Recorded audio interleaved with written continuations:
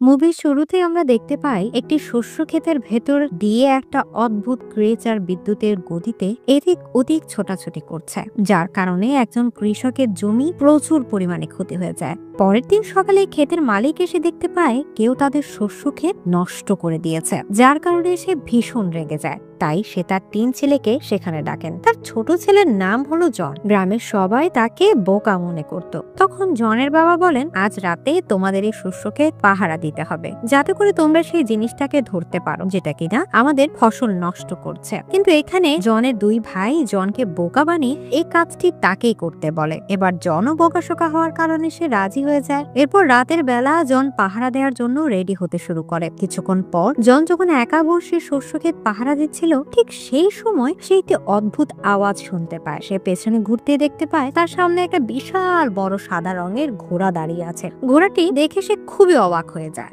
আর তখন সে বুঝতে পারে যে তাদের শস্য ক্ষেত এই ঘোড়াটাই নষ্ট করেছে। তাই সে ঘোড়াটিকে ধরার জন্য একটি দড়ি দিয়ে ফাঁদ বানিয়ে ঘোড়াটির দিকে ছুঁড়ে মারে। কিন্তু তখন ঘোড়াটি পালাতে শুরু করে। ঘোড়াটিকে আটকানোর জন্য সে দড়ি ধরে রাখে, কিন্তু সে ঘোড়াটিকে আটকাতে পারে না। তারপর সে দড়িটি ধরে ঘোড়াটির পেছন পেছন যেতে থাকে, যার ফলে শস্য ক্ষেতের ফসল অনেক বেশি পরিমাণে নষ্ট হয়ে যায়। অবশেষে ঘোড়াটি যেতে যেতে একটি পুকুরে পড়ে যায়। ঘোড়াটিকে পুকুরে ডুবতে দেখে জনের খুব খারাপ লাগে, তাই সে তাকে বাঁচানোর চেষ্টা করে।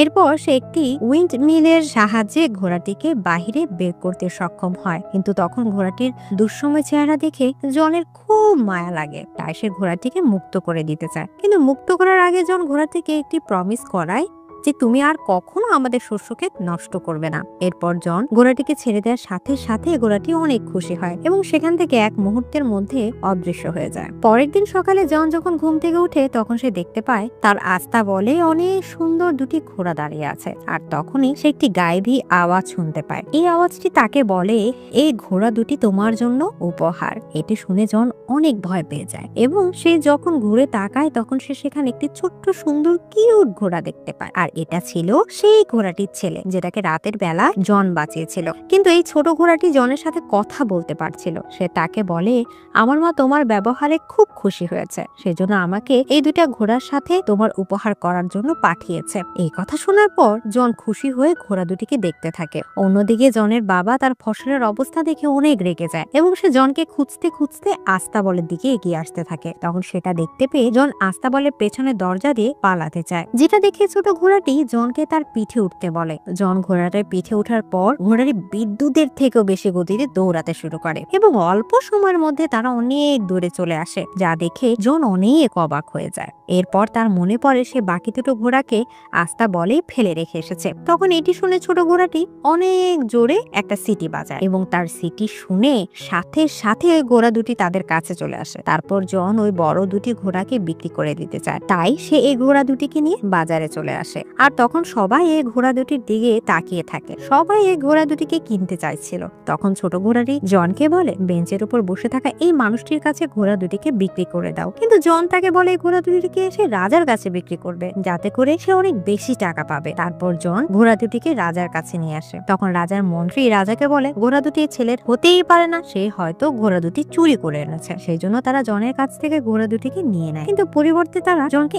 ১ টাকাও দেয় না। তখন জনের মন খারাপ হয়ে যায়। এটা দেখে ছোট ঘোড়াটি আবার সিটি বাজায়। এদিকে ওই ঘোড়া ২টি রাজার গাড়ি টানছিল। তখন সে ঘোড়া ২টি সিটি শুনে জনদের কাছে আসতে শুরু করে, যে কারণে রাজার গাড়িটা আটার বস্তার উপর পড়ে যায়, যার ফলে রাজার পুরো চেহারা মিস্টার বিনের মতো হয়ে যায়। কিন্তু রাজা প্রজাদের সামনে জনকে কিছুই বলে না, কারণ এতে জনের কোনো দোষ ছিল না। তারপর রাজা জনকে ঘোড়া ২টির দাম দিতে চায়। তখন মন্ত্রী রাজাকে বলে, জনকে আমাদের সাথে কাজে রেখে দেন, যেন আমরা তার কাছ থেকে এই অপমানের বদলা নিতে পারি। এরপর রাজা জনকে এই ঘোড়া ২টি দেখাশোনার কাজে রেখে দেয়। জনও এই কাজ করার জন্য রাজি হয়ে যায়। আস্তে আস্তে জনের ভালো পরিশ্রম ও বুদ্ধি দেখে সবাই জনকে ভালোবেসে ফেলে, যেটা কিনা রাজার মোটেই ভালো লাগে না। তখন রাজার মন্ত্রী রাজাকে বলে, জনকে এমন কোনো কাজ দিতে হবে যেটা সে করতে পারবে না, আর এটার পরিবর্তে আমরা তাকে মেরে ফেলবো। সে আরো বলে, জনকে আপনি ফায়ার বার্ড আনতে বলুন। আজ পর্যন্ত এই ফায়ার বার্ডের কাছে কেউ যেতে পারেনি, আর জনও এই ফায়ার বার্ড নিয়ে আসতে পারবে না। আর না আনতে পারার কারণে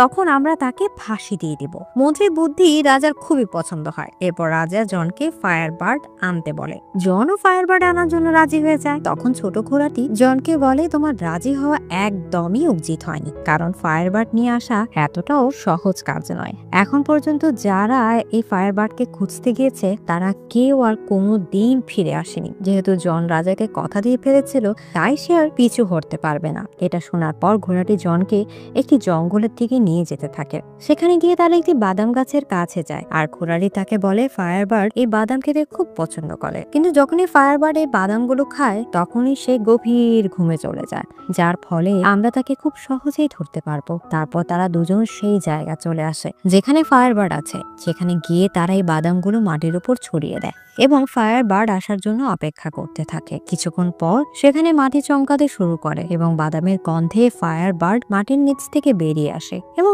সব বাদাম সে খেয়ে ফেলে, যার ফলে সে সেখানেই ঘুমিয়ে পড়ে। জন তাকে ধরার জন্য কাছে যায়, কিন্তু তখনই তার ঘুম ভেঙে যায় এবং সে জনকে ধরার জন্য পিছু করতে শুরু করে, যার কারণে পুরো আইল্যান্ডে আগুন লেগে যায়। এখন ফায়ারবার্ড জনকে ধরে ফেলার আগেই জনের কাছে যে শেষ বাদামটি ছিল সেটা সে ফায়ারবার্ডকে দিয়ে দেয়। এর ফলে সেটা খেয়ে ফায়ারবার্ড আবারও ঘুমিয়ে পড়ে, আর এই সুযোগে জন পাখিটাকে লোহার শিকল দিয়ে বেঁধে ফেলে। এরপর পাখিটার যখন ঘুম ভাঙে তখন সে কাঁদতে থাকে। এটা দেখে জনের খুব মন খারাপ হয়ে যায়, তাই সে ফায়ারবার্ডকে মুক্ত করে দেয়। তখন ফায়ারবার্ড অনেক খুশি হয় এবং সে উড়ে চলে যায়। আর যাওয়ার সময় জনকে তার একটি পালক দিয়ে যায়, যেটা আগুনের মতো জল জল করছিল। এটা দেখার পর ঘোড়াটি তাকে বলে যে রাজা তোমাকে আর ক্ষমা করবে না। জন তখন ঘোড়াটিকে বলে তার বিশ্বাস এই পালক দেখে রাজার বিশ্বাস হবে যে তারা ফায়ারবার্ডটিকে ধরেছিল। এরপর জন রাজার কাছে ফিরে আসে। এখানে সে তার সমস্ত কাহিনী সবার সামনে রাজাকে বলতে থাকে, কিন্তু রাজা তার কোনো কথাই বিশ্বাস করে না। তখন জন রাজাকে ফায়ারবার্ডকে পালক দেখায়, কিন্তু সেটা সেই সময় আগুনের মতো জলজল করছিল না। সেই জন্য রাজা বলে জনকে মৃত্যুদণ্ড দেওয়া হবে। তারপর জনকে ফাঁসি দেওয়ার জন্য সবাই প্রস্তুত হয়ে যায়। আর তখনই জনকে বাঁচানোর জন্য সেখানে ফায়ারবার্ড চলে আসে, আর সেখানে থাকা লোকজন ফায়ারবার্ডকে দেখে অনেক খুশি হয়ে যায় এবং তারা জনের কথাও বিশ্বাস করে নেয়। তাই রাজা তাকে আর শাস্তি দিতে পারে না এবং সে না চাইতেও জনকে প্রমোশন করতে বাধ্য হন। আর এই ঘটনাটি রাজাকে আরো বেশি রাগে তোলে। তাই সে মনে মনে ঠিক করে নেয় যে কোনো উপায় হোক জনকে খুন করতে হবে। তখন রাজার মন্ত্রী রাজাকে আবারও পরামর্শ দিতে থাকে। সে রাজাকে বলে জনকে এবার আপনি বরফের দেশে রাজকুমারীকে নিয়ে আসতে বলুন, আর সে কোনোভাবেই রাজকুমারীকে নিয়ে আসতে পারবে না। তাই তখন আমরা জনকে মেরে ফেলবো, আর যদিও সে রাজকুমারীকে নিয়ে আসে তাহলে আপনি তাকে বিয়ে করে নেবেন। মন্ত্রীর এই কথাগুলো রাজার খুব পছন্দ হয়, তাই রাজা জনকে সেখানে যাওয়ার জন্য বলেন। জনও সেখানে যাওয়ার জন্য রাজি হয়ে যায়। এরপর জন তার ঘোড়াটিকে নিয়ে বরফের দেশে চলে আসে। সেখানে তারা একটি বিশাল বড় পাহাড়ে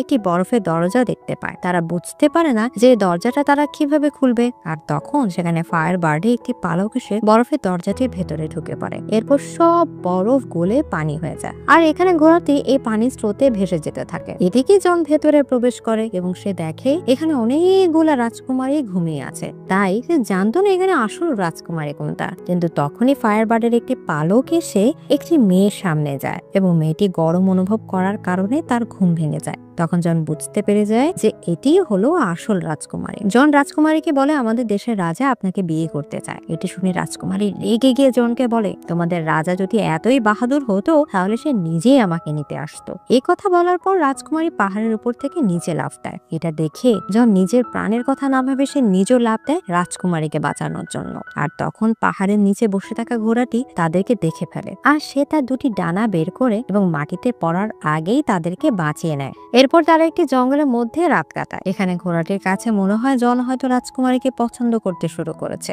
তাই সে জনকে বলে যদি রাজা এই ব্যাপারে জানতে পারে তাহলে তোমার জন্য সমস্যা আরো বেড়ে যাবে। আর সেই সময় রাজকুমারী গোপনে তাদের কথা শুনে ফেলে, আর তার কাছেও মনে হয় যে সেও জনকে পছন্দ করতে শুরু করেছে। পরের দিন সকালে জন রাজকুমারীকে নিয়ে রাজ্যে ফিরে আসে, আর সেখানে থাকা লোকজন সুন্দর এই রাজকুমারীকে দেখে সবাই জনের প্রশংসা করতে শুরু করে। কিন্তু রাজা যখন জনকে জীবিত দেখতে পায় তখন তার রাগ আরো বেড়ে যায়, কারণ সে এবারও জনকে মারতে পারবে না। এরপর আমরা দেখতে পাই রাজা রাজকুমারীকে বলছে আমি তোমাকে বিয়ে করতে চাই। তখন রাজকুমারী রাজাকে বলে আমি ততক্ষণ পর্যন্ত বিয়ে করব না যতক্ষণ পর্যন্ত আমার দাদিমার হারিয়ে যাওয়া আংটি খুঁজে পাওয়া যায়। সে আংটিটি একটি সমুদ্রে হারিয়ে দিয়েছিল। এই কথা শুনে রাজা ভাবতে থাকে এটা কিভাবে পাওয়া সম্ভব। আর তখনই সেখানে জন চলে আসে এবং রাজা তাকে সেই হারিয়ে যাওয়া আংটিটি খোঁজার দায়িত্ব দিয়ে দেয়। কিন্তু জন জানতো না আসলে এই আংটিটি সমুদ্রের ঠিক ঠিক কোথায় আছে। তাই জন ঘোড়াটিকে সেই আংটি সম্পর্কে জিজ্ঞেস করে, কিন্তু ঘোড়াটি ওই আংটি সম্পর্কে কিছুই জানতো না। সেজন্য ঘোড়াটি তার মায়ের সাহায্য নেয়। তখন তার মা তাকে বলে এই আংটিটি একটি বিশাল তিমি মাছের পেটে আছে, আর সেই তিমি মাছটি আছে সমুদ্রের গভীরে একটি দ্বীপের মধ্যে। আর এই কথা শোনার পর জন ঘোড়াটির সাথে সেই দ্বীপে যাওয়ার রওনা দেয়, কিন্তু যেতে যেতে জনের সামনে কিছু পাখি চলে আসে, তাই সে সমুদ্রে পড়ে যায়। আর তখন তারা বুঝতে পেরে যায় তারা সমুদ্রের সেই জায়গাটিতে এসে গিয়েছে যেখানে সেই তিমি মাছটি আছে।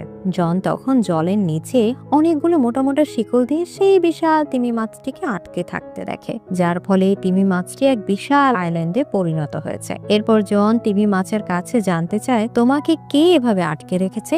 এই কথা শোনার পর তিমি মাছের চোখে পানি চলে আসে এবং তিমি মাছটি জনকে বলে সে কিছু জাহাজকে খেয়ে ফেলেছিল, যার কারণে বাকি নাবিকরা তাকে এভাবে শিকল দিয়ে বেঁধে রেখেছে। তবে এখন সে তার ভুল বুঝতে পেরেছে, তাই সে তার ভুলের মাসুল দিতে চায়। তখন জনের মাথায় একটি বুদ্ধি আসে, তাই সে ঘোড়াটিকে সাথে নিয়ে তিমি মাছের নাকের ভেতরে যেতে থাকে, যাতে করে তিমি মাছটি যেন হাঁচি দেয়। এরপর যখন তিমি মাছটি হাঁচি তোলে তখন তার শিকল ছিঁড়ে যায় এবং সমস্ত জাহাজ তার পেট থেকে বাইরে বেরিয়ে আসে। এরপর তিমি মাছটি মুক্ত হয়ে সেখান থেকে চলে আসে। তারপর জন সমুদ্রের কিনারায় চলে আসে, কিন্তু সে ওই তিমিটির কাছ থেকে সে আংটিটি চাইতে ভুলে গেছিল। আর তখনই সেখানে একটি কাঁকড়া আসে। কাঁকড়াটি তখন ওই হারিয়ে যাওয়া আংটিটি জনকে ফেরত দেয়। আসলে সেই তিমি মাছটি জনের মনে কথা বুঝতে পেরে গিয়েছিল।